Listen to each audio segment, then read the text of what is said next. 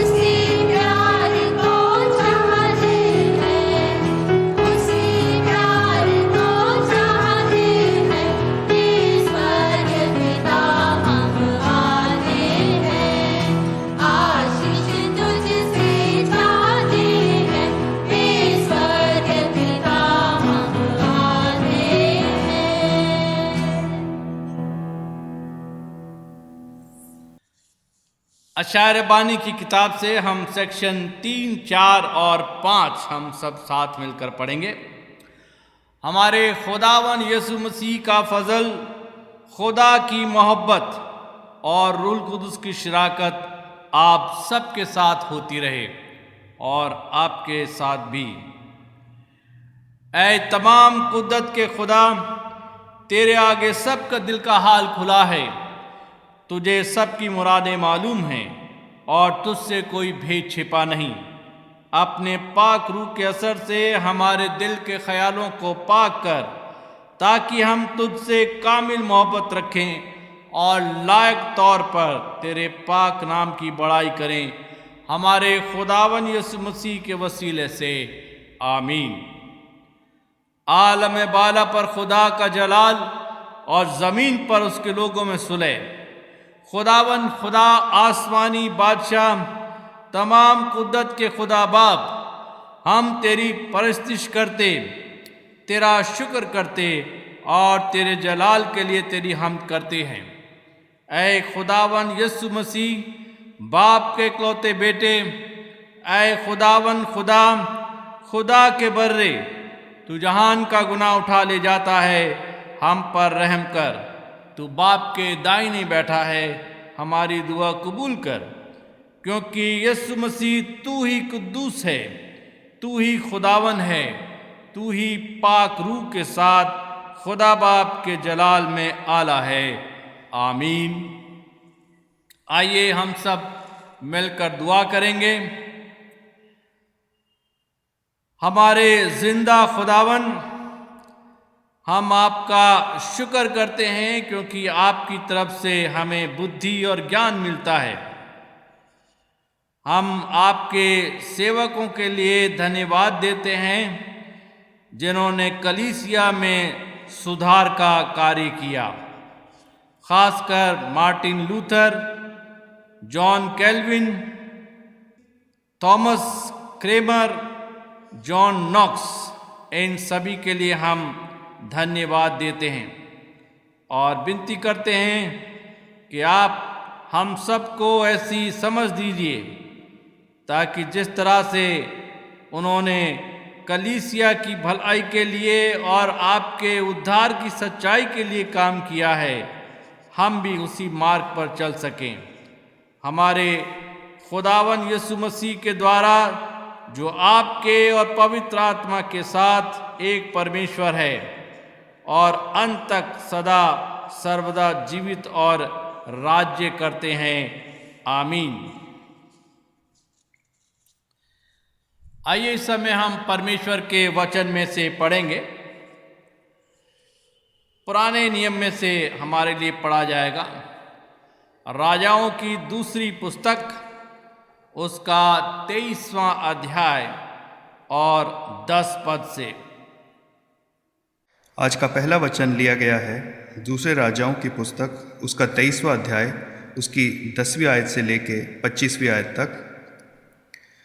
फिर उसने तोपेत को, जो हिन्नोम वंशियों की तराई में था, अशुद्ध कर दिया, ताकि कोई अपने बेटे या बेटी को मोलेक के लिए आग में होम करके ना चढ़ाए। जो घोड़े यहूदा के राजाओं ने सूर्य को अर्पण करके यहोवा के भवन के द्वार पर नतनमलेक नामक खोजे के बाहर की कोठरी में रखे थे, उनको उसने दूर कर दिया और सूर्य के रथों को आग में फूंक दिया। अहाज की अटारी की छत पर जो वेदियां यहूदियों के राजाओं ने बनाई हुई थी और जो वेदियां मनशेशे के यहोवा के भवनों के दानों के आंगनों में बनाई थी, उनको राजा ने ढाक कर पीस डाला और उनकी बुकनी किद्रोन नाले में फेंक दी। जो ऊंचे स्थान इज़राइल के राजा सुलेमान ने यरूशलेम के पूर्व की ओर और विकारी नामक पहाड़ के दक्षिण की ओर अश्तरोत नामक सिदोनियों और की घिनौनी देवी और कामोश नामक मुआबियों की घिनौनी देवता और मिलकोम नामक अमोनियों के घिनौने देवता के लिए बनवाए थे, उनको राजा ने अशुद्ध कर दिया। उसने लाठों को तोड़ दिया और अशेरों को काट डाला और उनके स्थान मनुष्य की हड्डियों से भर दिए। फिर बेतेल में जो वेदी थी और जो ऊंचा स्थान नाबात के पुत्र यारोबाम ने बनाया था, जिसने इज़राइल से पाप कराया, उस वेदी और ऊंचे स्थान को उसने ढा दिया और ऊंचे स्थान को फूंक कर बुकनी कर दिया और अशेरा को फूंक दिया। तब योशिय्याह ने मुड़कर वहाँ से पहाड़ की कब्रों को देखा और लोगों को भेजकर उन कब्रों की हड्डियाँ निकाल दी और वेदियों पर जलवाकर उसको अशुद्ध किया।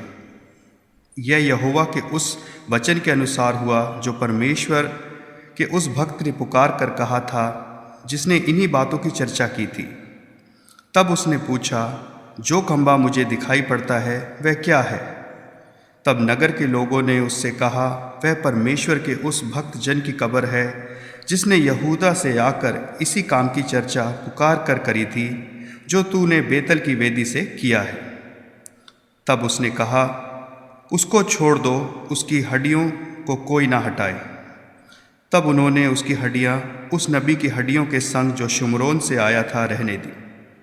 फिर ऊंचे स्थान के जितने भवन शोमरोन के नगरों में थे, जिनको इज़राइल के राजाओं ने बनाकर यहोवा को रिस दिलाई थी, उन सबों को यशायाह ने गिरा दिया, और जैसे जैसे उसने बेतल में किया था वैसे वैसे उनसे भी किया। उन ऊंचे स्थानों के जितने याजक वहाँ थे, उन सबों को उसने उन्हीं वेदियों पर बलि किया, और उन मनुष्यों की हड्डियाँ जलाकर यरूशलेम लौट गया। राजा ने सारी प्रजा के लोगों को आज्ञा दी, इस वाचा की पुस्तक में जो कुछ लिखा है उसके अनुसार अपने परमेश्वर यहोवा के लिए फसह का पर्व मानो। निश्चय ऐसा फसह ना तो न्यायियों के दिन में माना गया था जो इज़राइल के न्याय करते थे, और ना इज़राइल या यहूदा के राजाओं के दिनों में माना गया था। राजा योशिय्याह ने 18वें वर्ष में यहोवा के लिए यरूशलेम में फसह का पर्व मना गया। फिर ओझे, भूत सिद्धि वाले, ग्रह देवता, मूर्तें और जितने घिनौनी वस्तुएं यहूदा देश और यरूशलेम में जहाँ कहीं दिखाई पड़ी, उन सबों को योशिय्याह ने इस विचार से नष्ट किया कि व्यवस्था की जो बातें उस पुस्तक में लिखी थी, जो हिल्किय्याह याजक को यहोवा के भवन में मिली थी, उनको वह पूरी करे। उसके तुल्य ना तो उससे पहले कोई ऐसा राजा हुआ, और ना उसके बाद ऐसा कोई राजा उठा जो मूसा की पूरी व्यवस्था के अनुसार अपने पूर्ण मन और पूर्ण प्राण और पूर्ण शक्ति से यहोवा की ओर फिरा हो। ये परमेश्वर का वचन है। इस समय सुसमाचार पढ़ा जाएगा। लूका रचित सुसमाचार उसका 11वां अध्याय और उसके 33वें पद से। Gospel according to saint Luke 11th chapter and beginning from 33rd verse। और जब हम सुसमाचार पढ़ते हैं उस समय हम खड़े हो सकते हैं। कोई मनुष्य दिया जला के तलघर में या पैमाने के नीचे नहीं रखता, परंतु दीवट पर रखता है कि भीतर आने वाले उजियाला पाएं। तेरे शरीर का दिया तेरी आँख है, इसलिए जब तेरी आँख निर्मल है तो सारा शरीर भी उजियाला है, परंतु जब वह बुरी है तो तेरा शरीर भी अंधेरा है। इसलिए चौकस रहना कि जो उजियाला तुझ में है वह अंधेरा ना हो जाए। इसलिए यदि तेरा सारा शरीर उजियाला हो और उसका कोई भाग अंधेरा ना रहे, तो सब का सब ऐसा उजियाला होगा जैसा उस समय होता है जब दिया अपनी चमक से तुझे उजाला देता है। जब वह ये बातें कह रहा था तो किसी फरीसी ने उससे विनती की कि मेरे यहाँ भोजन कर। वह भीतर जाकर भोजन करने बैठा। फरीसी को ये देखकर अचंभा हुआ कि उसने भोजन करने से पहले स्नान नहीं किया। प्रभु ने उससे कहा, हे फरीसियों, तुम कटोरे और थाली को ऊपर ऊपर से तो मांजते हो, परंतु तुम्हारे भीतर अंधेर और दुष्टता भरी है। हे निर्बुद्धियों, जिसने बाहर का भाग बनाया, क्या उसने भीतर का भाग नहीं बनाया? परंतु हाँ, भीतर आने वाली वस्तुओं को दान कर दो, तो देखो सब कुछ तुम्हारे लिए शुद्ध हो जाएगा। पर हे फरीसियों, तुम पर हाय, तुम पुदीने और सुदाब का और सब भांति के साग पात का दशवांश देते हो, परंतु न्याय और परमेश्वर के प्रेम को टाल देते हो। चाहिए तो ये था कि इन्हें भी करते और उन्हें भी ना छोड़ते। हे फरीसियों, तुम पर हाय, तुम आराधनालय में मुख्य मुख्य आसन और बाजारों में नमस्कार चाहते हो। हाय तुम पर, क्योंकि तुम उन छिपी कब्रों के समान हो जिन पर लोग चलते हैं परंतु नहीं जानते। तब एक व्यवस्थापक ने उसको उत्तर दिया, हे गुरु, इन बातों के कहने से तुम हमारी निंदा करता है। उसने कहा, हे व्यवस्थापकों, तुम पर भी हाय, तुम ऐसे बोझ जिनको उठाना कठिन है मनुष्यों पर लादते हो, परंतु तुम आप उन बोझों को अपनी एक उंगली से भी नहीं छूते। हाय तुम पर, तुम उन भविष्यद्वक्ताओं की कब्रें बनाते हो जिन्हें तुम्हारे ही बाप दादों ने मार डाला था। अतः तुम गवाह हो और अपने बाप दादों के कामों से सहमत हो, क्योंकि उन्होंने उन्हें मार डाला और तुम उनकी कब्रें बनाते हो। इसलिए परमेश्वर की बुद्धि ने भी कहा है, मैं उनके पास भविष्यद्वक्ताओं और प्रेरितों को भेजूंगी और वे उनमें से कुछ को मार डालेंगे, कुछ को सताएंगे, ताकि जितने भविष्यद्वक्ताओं का लहू जगत की उत्पत्ति से बहाया गया है वह सब लेखा इस युग के लोगों से लिया जाए।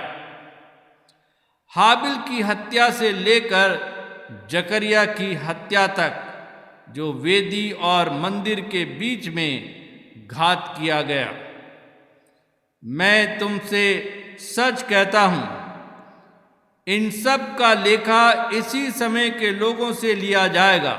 हाय तुम व्यवस्थापकों पर, तुमने ज्ञान की कुंजी ले तो ली, परंतु तुमने आप ही प्रवेश नहीं किया और प्रवेश करने वालों को रोक दिया। जब वह वहां से निकला तो शास्त्री और फरीसी बुरी तरह उसके पीछे पड़ गए और छेड़ने लगे कि वो बहुत सी बातों की चर्चा करी और घात में लगे रहे कि उसके मुंह से कोई बात पकड़े। ये प्रभु यीशु मसीह का सुसमाचार है। आइए हम आज परमेश्वर के संदेश को सुनेंगे और रेवरेंड मॉरिसन रोज हमारे लिए परमेश्वर का संदेश सुनाएंगे। मेरे मुख के बोल तेरे सामने ग्रहण योग्य हो, मेरे उद्धारकर्ता और मेरी चट्टान। आमीन। As per our lectionary, today is the 23rd Sunday after the Pentecost, and we are observing today Reformation Sunday. आज की हमारी लेक्शनरी के अनुसार जो हमारा विषय मनन के लिए दिया गया है वह है सुधार का रविवार। लास्ट संडे को हमने जाना था कि यीशु मसीह ने मंदिर में हो रहे भ्रष्टाचार को खत्म किया था, अर्थात मंदिर को भ्रष्टाचार मुक्त किया था, जहाँ पर कि टेम्पल अथॉरिटीज़ की मदद से उनके साथ मिलकर मनमानी और लूट चल रही थी। यीशु ने जो मनी एक्सचेंजर्स थे या सैक्रिफिशियल बर्ड्स थी लेकर जो लोग वहाँ पर बिक्री कर रहे थे, उनकी वहाँ से भगा दिया, उनकी टेबल्स को उलट दिया और इस प्रकार से he brought reformation in the temple। प्रभु यीशु मसीह मंदिर में एक सुधार लाए। और अगर हम हिस्ट्री को देखें तो इतिहास इस बात का गवाह है कि जब भी किसी चीज़ की अति या एक्सेस हो जाती है तो वहाँ पर सुधार लाना आवश्यक हो जाता है। आज से लगभग 600 साल पहले चर्च में भी रिफॉर्मेशन अर्थात सुधार की आवश्यकता हुई थी, क्योंकि चर्च एक उस समय एक अंधकारमय या डार्क एजेस के समय से गुजर रहा था। उस समय जो चर्च था वो रिचुअलिस्टिक, कर्मकांड या लीगलिस्टिक, विधि सम्मत दौर में था। और उस समय के जो भी चर्च लीडर्स थे वो ऑप्रेसिव हो गए थे। उस समय चर्च में सुधार लाने वाले Martin Luther, John Calvin, John Wycliffe और जॉन नॉक्स और बहुत से लोगों ने इनिशिएट किया और पहल की, और चर्च में की जो दमनकारी नीतियां थीं या उनकी शक्तियां थीं उनको चर्च लीडर के पंजों से या उनके क्लचेस से मुक्त किया। 1517 में मार्टिन लूथर किंग ने 95 थीसिस, लेख या निबंध जो हैं वो रोमन कैथोलिक चर्च के खिलाफ लिखे, जिससे कि रोमन कैथोलिक चर्च में बदलाव की एक चिंगारी आई। और इसके पीछे मार्टिन लूथर किंग का उद्देश्य था कि उस समय के चर्च की जो दमनकारी नीतियां थीं उनको अपोज किया जाए, उनकी खिलाफत की जाए। और विद द रिजल्ट 1545 से और 1563 में जवाब के ज़रिए मिला, जब वेटिकन काउंसिल में सुधार आया। तो यह किसी कानून के खिलाफ न होकर बल्कि उस समय के चर्च लीडर या उनके बिहेवियर या रवैये के खिलाफ था। जैसे आज भी हमारा विश्वास भी क्या है, किसी के प्रति अंधविश्वास में परिवर्तित हो जाता है। और जब ऐसी परिस्थितियां बन जाती हैं तो वहाँ पर बदलाव की आवश्यकता हो जाती है। आज के अगर हम राजनीतिक वातावरण को देखते हैं तो वहाँ भी एक पार्टी और उनके लीडर्स के प्रति जो फॉलोअर्स हैं उनका विश्वास जो है इतना गहरा हो गया है कि हम कह सकते हैं कि they are the blind followers. हम देखते हैं कि संसार में जिन्होंने बदलाव नहीं किया ultimately they were the sufferer. Hindustan Machine Tool, HMT, Nokia, Bajaj super scooter, Kodak और Ambassador car etcetera, why they were out of the market? Because reformation was needed और वो अपने अंदर सुधार नहीं ला सके। यीशु मसीह के समय में भी जो रिलीजियस लीडर्स थे वो मनमाने तरीके से कार्य करते थे। वो सब लोग सेल्फ सेंटर्ड थे, उनके अपने हिडन एजेंडास थे। उन्होंने रिलीजियस रिचुअल और धार्मिक कानून को अपना फ़ायदा पहुंचाने वाला बना रखा था।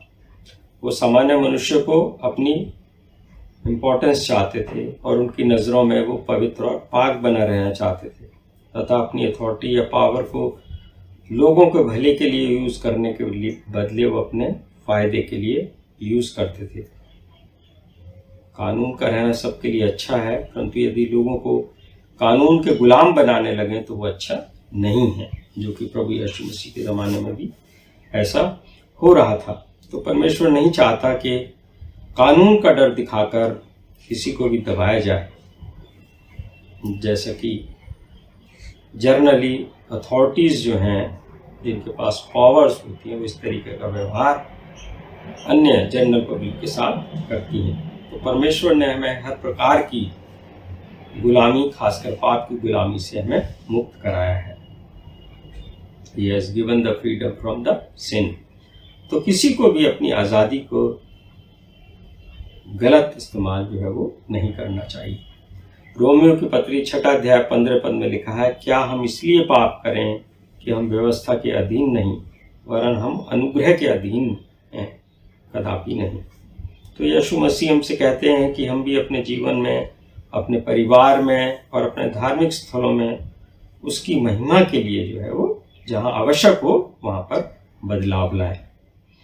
आज की जो हमारी पुराने नियम से रीडिंग ली गई है, दूसरा राजा उसका 23वां अध्याय, वहाँ पर जो योशिया ने जो मूर्तियाँ थीं, घिनौनी वस्तुएं थीं, जो कि उस समय के भवन में उन्हें मिली थी, उन्हें नष्ट करा दिया, ताकि लोग व्यवस्था की पुस्तकों में जो लिखा है उसके अनुसार चलें और लोग रिफॉर्म हो जाएं, अर्थात उनमें कुछ सुधार आ जाए। ऐसे एक वाक्य कुछ साल पहले हमने किसी ने वीडियो हमारे पास भेजी थी कि राजस्थान के एक मशहूर शहर में एक पास्टर ने अन्य जो धर्म के लोग थे उनके बीच में वही कार्य किया जैसा कि योशिया ने किया था, कि एक इंडिपेंडेंट चर्च के पास्टर ने अन्य धर्म के लोगों से, जो कि मूर्ति पूजक थे, सब मूर्ति या फोटो को फेंकने का आदेश दिया और वो यीशु मसीह का प्रचार जो है उनके बीच में करने लगा। तो वहाँ पर जब जो पड़ोसियों ने कि कुछ लोगों ने देखा कि उनके धर्म का निरादर हो रहा है और मूर्तियाँ जो है वो सड़क पर बाहर रख दी गई हैं, तो ये बात उनके एक रिलीजियस ऑर्गेनाइजेशन के पास तक पहुँची और उन्होंने इस बात का विरोध किया। और यहाँ तक कि जिस पास्टर ने कोशिश की थी कि रिफॉर्म उन लोगों के बीच में लाया जाए, उसके साथ मारपीट की और उसको वहाँ से भगा दिया। तो हम भी अपने दूसरों के अंदर सुधार लाएं, लेकिन किसी की भावनाओं को ठेस पहुँचा कर नहीं, खासकर जब परिस्थितियाँ जो हैं हमारे अनुकूल नहीं हैं। आज का जब हम गॉस्पेल पैसेज को देखते हैं 23वें अध्याय में, कि वहाँ पर 33 से 36 पद में जहाँ पर शरीर का दिया उसके बारे में बताया है, कि जिसका अर्थ समझना उतना आसान नहीं है, क्योंकि शरीर की ज्योति जो है हमारी आँखों पर निर्भर करती है, और अगर हमारी आँखें हेल्दी हैं, स्वस्थ हैं, तो शरीर जो है वो आवश्यक ज्योति प्राप्त करता है। यदि हमारी आँखें अनहेल्दी हो जाएं या कोई आँखों में बीमारी हो जाए, तो हमारी जो ज्योति है, जो हमको रोशनी आँखों से दिखाई देती है, वो अंधकार में बदल जाती है। इसी प्रकार जीवन की ज्योति भी जो है हमारे मन पर निर्भर है। यदि हमारा मन ठीक है तब तो हमारा सारा जीवन जो है वो प्रकाशमय हो जाता है।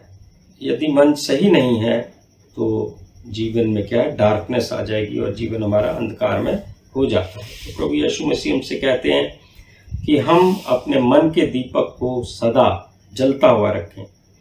हमें नहीं मालूम कि कौन सी बात आंतरिक ज्योति को अंधकार में बना देती है और कौन सी बात है जो हमारे मन को गलत बना देती है। और आगे पढ़ते हैं 37वें पद से लेकर कि जहाँ पर शास्त्री और फरीसियों के भर्त्सना के बारे में हम जानते हैं। यीशु मसीह को एक फरीसी ने विनती की, यीशु मसीह को उसने इनवाइट किया अपने घर पर, क्या यीशु मसीह उनके घर पर जाकर भोजन करें, और यीशु मसीह उसके इनविटेशन पर उनके घर में जाकर भोजन करने बैठ गए। और जो फरीसी थे उनको देखकर यह आश्चर्य हुआ कि भोजन से पहले यीशु मसीह ने हाथ धोकर या नहाकर अपने आप को शुद्ध नहीं किया है। जैसे कि आज के माहौल में हम देखते हैं, कोविड के टाइम में हम लोग अगर कहीं भी किसी चीज़ को टच करते हैं या बाहर से घर में आते हैं तो हम लोग अपने हाथों को सैनिटाइज करते हैं, हाथों को या साबुन से हम लोग धोते हैं। बाहर से आने के बाद कई बार अपने आप को नहाते भी हैं ताकि हम जो है शुद्ध हो जाए। लेकिन प्रभु यीशु मसीह के ज़माने में, उस समय में, यह केवल शुद्धता की बात नहीं थी, परंतु एक रिचुअल था या व्यवस्था की बात थी। और उस समय उनके व्यवस्था में ये प्रोविज़न था कि मनुष्य को निश्चित प्रणाली के अनुसार खाने से पहले हाथ धोने चाहिए। और यीशु ने उनसे कहा, फरीसियों से, कि तुम कटोरे और थाली को तो ऊपर से तो मांजते हो, परंतु तुम्हारे अंदर अंधेर व दुष्टता भरी है। अर्थात उनको ये जता दिया कि यू नीड रिफॉर्मेशन। जितना ध्यान तुम शारीरिक शुद्धता पर देते हो, यदि तुम इतना ध्यान मन की शुद्धता पर देते तो तुम्हारे लिए सब कुछ शुद्ध हो जाता और तुम एक बेहतर मनुष्य होते। और ये बात प्रभु यीशु मसीह ने निडर और बेखौफ होकर उनको जता दी। और उस समय के जो शास्त्री फरीसी थे वो छोटी छोटी बातों पर क्या है जोर देते थे, लेकिन जो कॉमन इंटरेस्ट की चीज़ें होती थी उनको वो भूल जाते थे, क्योंकि वो अपने हिडन एजेंडा के साथ कार्य कर रहे थे और वो लोग बहुत सेल्फ सेंटर्ड थे। जैसे लोगों पर अपना प्यार दिखाना, प्रेम, दया, न्याय, उदारता के बजाय ये सब चीज़ें तो नहीं करेंगे, लेकिन उनका जो ध्यान है वो क्या है, हाथ धोने या दशमांश देने आदि को वो अधिक महत्व देते थे कि लोग जो हैं उनकी बनाई रीतियों पर ज़्यादा ध्यान दें। और हम भी देखते हैं कि कितनी बार हमारी कलीसिया सभाएं, सदस्य कलीसिया या प्रशासन प्रबंध के महत्वपूर्ण कार्यों में क्या है कई बार उलझ जाते हैं और उनके बारे में तर्क और वितर्क लड़ाई करते हैं। जो चीज़ें सबकी भलाई के लिए होती हैं उनको शायद हम लोग क्या है भूल जाते हैं, और मसीह जीवन की महान वास्तविकताएं जो हैं, जो कि कॉमन इंटरेस्ट की चीज़ है, उसको भूल जाएंगे। लेकिन जो हमारे कॉन्स्टिट्यूशन में लिखा है या मिनट्स में रिकॉर्ड हुआ है उसको इम्प्लीमेंट कराने में हम लोग क्या ज़्यादा जोर देते हैं। आज कुछ लोग दूसरों से उन बातों को पालन करवाने की मांग करते हैं जिनका कि स्वयं वे पालन नहीं करते। आज भी ऐसे लोग हैं जिनका धर्म नियम उपनियमों के पालन के सिवाय कुछ नहीं है, जो परमेश्वर के वचन को इतना कठिन बना देते हैं कि साधारण मनुष्य का खोजी मन जो है वो उलझ जाता है और वो नहीं जानता कि वो क्या विश्वास करे, कौन से धार्मिक ग्रंथ को पढ़े और किन की बातों को सुने और उन पर अमल करे। हमने बाइबल में पाया है कि प्रभु यीशु मसीह जो थे वो एक सुधारक थे, एक रिफॉर्मर की तरह उन्होंने इस संसार में कार्य किया। निडर और बेखौफ होकर संसार के लोगों को चंगाई दी, लोगों की लाइफ को ट्रांसफॉर्म किया, उनके लाइफ को रिफॉर्म किया। और हम भी देखते हैं और सीखते हैं कि हम जो प्रभु यीशु मसीह के फॉलोअर्स हैं, यीशु मसीह के बताए मार्ग पर चलकर आज अपनी कम्युनिटी को, सोसाइटी को रिफॉर्म कर सकते हैं। तो इस कार्य के लिए हो सकता है हमें कई बार विरोध का सामना करना पड़े, लोग उन चीज़ों को एक्सेप्ट ना करें, क्योंकि चेंज जो है एकदम हर किसी को पसंद नहीं आता, क्योंकि लोग जो हैं अपने कंफर्ट जोन से बाहर निकलने में मनुष्य को क्या है अपने जीवन में तकलीफ होती है। लेकिन reformation is needed in our life. तो प्रभु जो है आपको दूसरों की लाइफ को रिफॉर्म करने या ट्रांसफॉर्म करने के लिए मदद और सहायता करे और अपनी महिमा के लिए आप सबको इस्तेमाल करे। और हमें ये हमेशा याद रखना चाहिए कि Jesus Christ was the great reformer. So God bless you, stay safe and stay in faith. आमीन। प्रार्थना करेंगे। दयालु दयामय ईश्वर, आज आपके जिस वचन के द्वारा हमने जाना है कि प्रभु जी हम सब के जीवनों में सुधार की आवश्यकता है। We need reformation, transformation in our life. और इसी प्रकार का सुधार हमारे परिवार में, हमारी संस्थाओं में, हमारे फ्रेंड सर्कल में आवश्यकता है, जिस कार्य के लिए प्रभु जी हम तैयार करें अपने आप को और वो हिम्मत और ताकत दें प्रभु जी कि हम बेखौफ निडर होकर जिस प्रकार से आपने इस संसार में कार्य किया उसी प्रकार से हम भी एक रिफॉर्मेशन लाने वाले हो सकें। इस कार्य में आप हमारी मदद और सहायता करें और अपनी महिमा के लिए आप हमें इस्तेमाल करें। आपके नाम से मांगते हैं, सुनिए और ग्रहण करें। आमीन। हम धन्यवाद देते हैं रेवरेंड मॉरिसन रोज का, जिन्होंने आज हमें रिफॉर्मेशन के बारे में बताया है। और हम ये उम्मीद रखते हैं कि हमारे कलीसिया में जागृत रहने के लिए ये सुधार हमेशा ज़रूरी होता है और उसकी ओर हमको बढ़ना चाहिए, ताकि हम परमेश्वर की स्तुति कर सकें, प्रशंसा कर सकें और परमेश्वर को धन्यवाद दे सकें। आइए इस समय हम सब मिलकर नीकिया का अकीदा पढ़ेंगे। हम एक खुदा कादिर मुतलक बाप पर ईमान रखते हैं। वह आसमान और ज़मीन और सब देखी और अनदेखी चीज़ों का खालिक है। हम एक खुदावन यीशु मसीह पर ईमान रखते हैं जो खुदा का इकलौता बेटा है। वह अज़ल से बाप से मौलूद, खुदा से खुदा, नूर से नूर, हकीकी खुदा से हकीकी खुदा, मसनू नहीं बल्कि मौलूद है। उसका और बाप का एक ही जौहर है। उसके वसीले से कुल चीज़ें बनी। वह हम इंसानों के लिए और हमारी नजात के वास्ते आसमान पर से उतर आया। रूहुल कुदुस की कुदरत से कुंवारी मरियम से मुजस्सम हुआ और इंसान बना। पिंतुस पिलातुस के अहद में हमारे लिए मसलूब हुआ। उसने दुख उठाया, मर गया और दफन हुआ। तीसरे दिन पाक नबिश्तों के बेमुजिब जी उठा, आसमान पर चढ़ गया और बाप के दाहिने बैठा है। वह जलाल के साथ जिंदों और मुर्दों की अदालत के लिए फिर आएगा और उसकी सल्तनत कभी ख़त्म ना होगी। हम रूहुल कुदुस पर ईमान रखते हैं जो खुदावन है और ज़िंदगी बख्शने वाला है। वो बाप और बेटे से सादिर है। उसकी बाप और बेटे के साथ परिश्त व ताज़ीम होती है। वह नबियों की ज़बानी बोला। हम एक पाक कैथोलिक और रसूली कलीसिया पर ईमान रखते हैं। हम एक बपतिस्मे का जो गुनाहों की माफ़ी के लिए है इकरार करते हैं और मुर्दों की क़यामत और आइंदा जहान की हयात का इंतज़ार करते हैं। आमीन।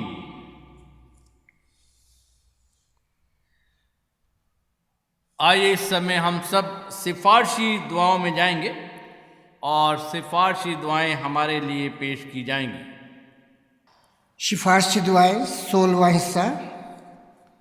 आइए हम सब इंसानों के लिए दुआ करें और अपनी दुआओं को खुदावन यीशु मसीह की दायमी सिफारिश के साथ पेश करें।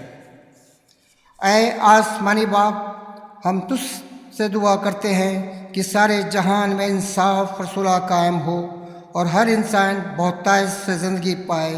ऐ रहीम खुदावन, हमारी दुआ सुन।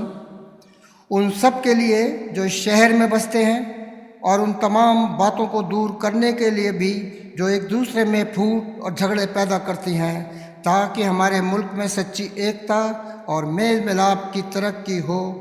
ऐ रहीम खुदावन, हमारी दुआ सुन।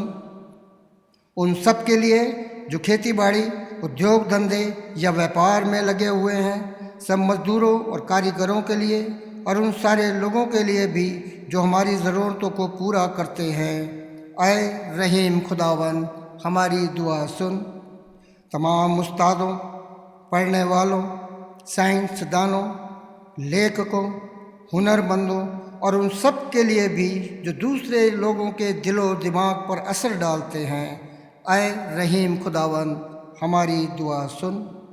उन सब के लिए जो दुख या तकलीफ़ उठा रहे हैं, बेरोज़गार हैं, गरीब और भूखे हैं, मोहताज या कुचले हुए हैं, जो बीमार या मरने के करीब हैं, और उन सब के लिए भी जो उनकी मदद करते हैं।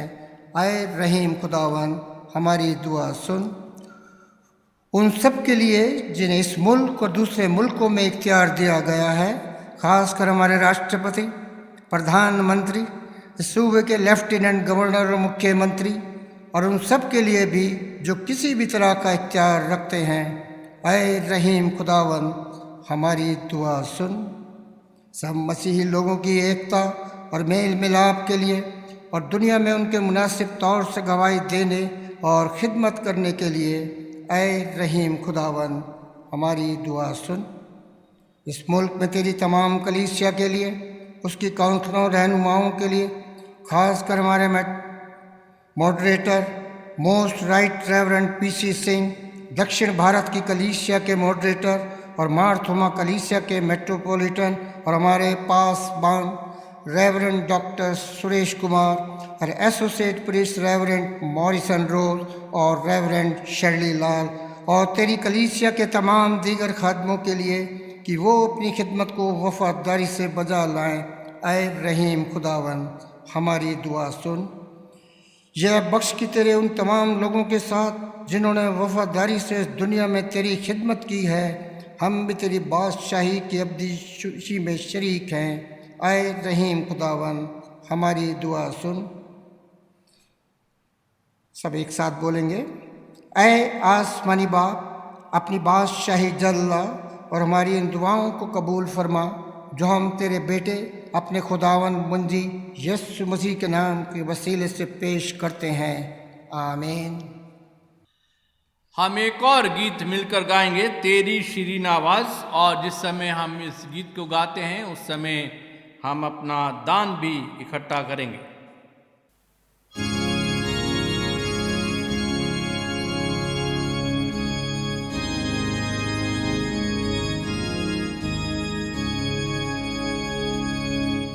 Yeah.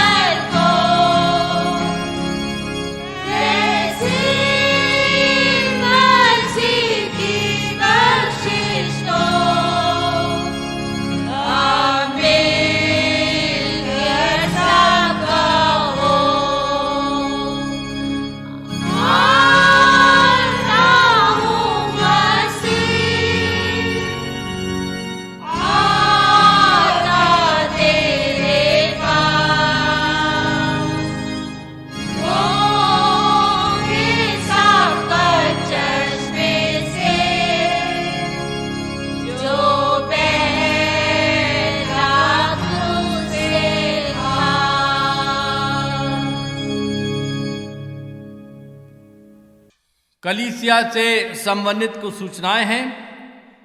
आज की इस आराधना में जो कि ऑनलाइन आराधना हो रही है उसमें आप सबका स्वागत है और हम उम्मीद करते हैं कि आने वाले समय में हम चर्च के अंदर आराधना कर पाएंगे और जब भी हम आराधना शुरू करेंगे इसकी सूचना आपको दी जाएगी। लेकिन इस बात का हम पूरा ख्याल रखें कि जो भी हमको निर्देश दिए गए हैं सरकार की तरफ से उनका पालन किया जाएगा। इसलिए मेहरबानी से इस चीज़ का ख्याल रखें कि जब भी हम अपने चर्च की इबादत को शुरू करेंगे चर्च में उन सभी निर्देशों का पालन किया जाएगा। चर्च का ऑफिस हमारा खुला रहता है सोमवार से और शनिवार तक। बुधवार के दिन हमारे ऑफिस की छुट्टी रहती है। जितने लोग आना मांगते हैं वीकडेज के अंदर और बातचीत करना मांगते हैं अपने कलीसिया से संबंधित और अपने प्लेज जो भी आप पूरा करना मांगते हैं वो आकर उसको पूरा कर सकते हैं। लेकिन बुधवार के दिन हम ऑफिस की छुट्टी रखते हैं। मैं उन सभी लोगों का दिल से शुक्र अदा करता हूँ जो ऑनलाइन वर्शिप के अंदर हमारे साथ जुड़े रहते हैं और साथ ही वीकडेज के अंदर आकर चर्च में आकर जो भी हमारा प्लेज वगैरह है उसको जमा कराते हैं, दान देते हैं और प्रार्थना भी करवाते हैं ताकि हम सब परमेश्वर से जुड़े रहें। हम अपने बीमारों के लिए प्रार्थना करेंगे और सभी बीमारों को हम याद करेंगे ताकि परमेश्वर की आशीष हम पर बनी रहे और वो सभी चंगाई को प्राप्त कर सकें। आइए हम प्रार्थना करें। हम धन्यवाद देते हैं प्रभु परमेश्वर आपका कि आपने हमको जिंदा रखा है। हम धन्यवाद देते हैं आपने हम सब की ज़रूरतों को पूरा किया है। हम धन्यवाद देते हैं गुज़रे दिनों में बहुत से लोग परेशानी में रहे, मुसीबत में रहे, लेकिन तूने हमें खुशहाली में रखा है। हम धन्यवाद देते हैं परमेश्वर आपका कि आपकी निगाहें हम पर लगी रहती हैं और जब हम आपको पुकारते हैं तो आप हमारी दुआओं को सुन लेते हैं। इस समय हम तमाम बीमारों को याद करते हैं, चाहे वो अपने घरों पर हैं, अस्पतालों में हैं या और कहीं जगह पर हैं। हमारी विनती है कि आप अपना सामर्थ का हाथ बढ़ाइए और उनको चंगाई दीजिए जिससे परमेश्वर सभी लोग अपनी जिस्मानी कमज़ोरियों से छुटकारा हासिल करके और परमेश्वर चंगाई को प्राप्त कर सकें और आपकी महिमा कर सकें, आपको धन्यवाद दे सकें। हम धन्यवाद देते हैं मिस्टर संजय दास के लिए जिनके लिए हम प्रार्थना कर रहे हैं गुजरे दिनों से और अब वो हर बार थोड़ा इम्प्रूवमेंट दिखा रहे हैं। जो भी दवाइयाँ लेते हैं, जो भी इलाज कराते हैं, परमेश्वर उन पर आप आशीष का हाथ रखिए ताकि वो जल्द से जल्द संपूर्ण शिफा को प्राप्त कर सकें। हिमांशु के लिए हम विनती करते हैं जिनके हाथ के अंदर फ्रैक्चर हुआ है, परमेश्वर उस बच्चे पर रहम कीजिए, उसके तमाम दुख और तकलीफ़ को दूर कीजिए और जल्द से जल्द उनको शिफा दीजिए ताकि वो भी आपकी महिमा कर सके और आपको धन्यवाद दे सके। हम शिमोन के लिए प्रार्थना करते हैं, आप अपना अनुग्रह का हाथ उस पर बढ़ाइए, तमाम उसके गुनाहों को माफ़ कीजिए और परमेश्वर जो कुछ भी कमज़ोरियां हैं जिस्मानी हैं आपके पवित्र हाथों से छू कर दूर कीजिए और जो दवाइयाँ ली जाती है उसको भी आशीष दीजिए ताकि वो फिर से चंगाई को प्राप्त करके अपने परिवार के अंदर आपकी महिमा कर सके और आपको धन्य कह सके। हम नताशा आवाज़ के लिए प्रार्थना करते हैं जो हॉस्पिटलाइज हैं। परमेश्वर जो कुछ भी जिस्मानी कमज़ोरी उनकी है आप हमसे बेहतर जानते हैं, लेकिन हम आपसे विनती करते हैं कि अपने फरिश्तों को भेजिए ताकि वो उसके चारों ओर रह सकें। अपना सामर्थ का हाथ बढ़ाइए ताकि वो उसको छू सके और परमेश्वर जो भी दवाइयाँ दी जा रही है, जितने डॉक्टर्स और नर्सेस वहाँ लगे हैं, सबों को बुद्धि प्रदान कीजिए ताकि जो भी इलाज किया जा सकता है परमेश्वर किया जा रहा है, उसको जल्द से जल्द फ़ायदा मिल सके और चंगाई मिल सके, शिफा मिल सके और वो ठीक होकर अपने घर जा सके। हमारी विनती है उन तमाम देखभाल करने वालों के लिए जो उसकी देखभाल करते हैं, उनको भी परमेश्वर आशीष दीजिए, हिम्मत दीजिए और तसल्ली दीजिए। हम पुनीत जथाना के लिए प्रार्थना करते हैं, उस जवान पर भी रहम कीजिए परमेश्वर, ताकि वो सही राह पर चल सके और जो कुछ भी इलाज वो किया जाता है उसको भी आशीषित कीजिए। हम और भी बीमारों को याद करते हैं परमेश्वर, हर एक पर रहम का हाथ बढ़ाकर शिफा दीजिए, ताकि सब लोग आप पर अपना भरोसा रख सकें और आपकी महिमा कर सकें। हम हमारे कलीसिया के उन तमाम लोगों को याद करते हैं परमेश्वर, जिन्होंने शादी की सालगिरह मनाई है या अपना जन्मदिन मनाया है। ऐसे लोगों को आशीषित कीजिए, ताकि ये दिन और ये साल जो उनके जीवन में दिया गया है व्यर्थ ना जाए और इस नए साल को और भी बेहतर तरीके से वो लोग व्यतीत कर सकें और आपकी महिमा कर सकें और परमेश्वर आपके साथ आशीषों के भागीदार हो सके। उनके परिवारों को आप आशीष दीजिए परमेश्वर। हम जानते हैं कि जब हम मिलकर प्रार्थना करते हैं, आप हमारी प्रार्थनाओं को सुन लेते हैं और हमें पूरा यकीन है कि आज की प्रार्थनाओं को आपने सुना है। हमारे खुदावन यीशु मसीह के नाम से हम मांग लेते हैं, आमीन। ऐ हमारे आसमानी बाप, तेरा नाम पाक माना जाए, तेरी बादशाही आए, तेरी मर्जी जैसे आसमान पर पूरी होती है ज़मीन पर भी हो। हमारे रोज़ की रोटी आज हमें दे, हमारे कसूरों को माफ़ कर कि हम भी अपने कसूरवारों को माफ़ करते हैं। हमें आजमाइश पर न पड़ने दे, बल्कि बुराई से बचा, क्योंकि बादशाही और कुदरत और जलाल अब तक तेरा ही है, आमीन। खुदा का इत्मीनान जो समझ से बिल्कुल बाहर है, तुम्हारे दिलों और ख्यालों को खुदा उसके बेटे हमारे खुदावन यीशु मसीह की पहचान और मोहब्बत में महफूज रखे और कादिर मुतलक खुदा बाप, बेटे और रूह कुदूस की बरकत तुम पर हो और तुम्हारे साथ हमेशा रहे, आमीन। सलामती से जाओ, खुदावन से मोहब्बत रखो और उसकी खिदमत करो। खुदावन मसीह के नाम से, आमीन।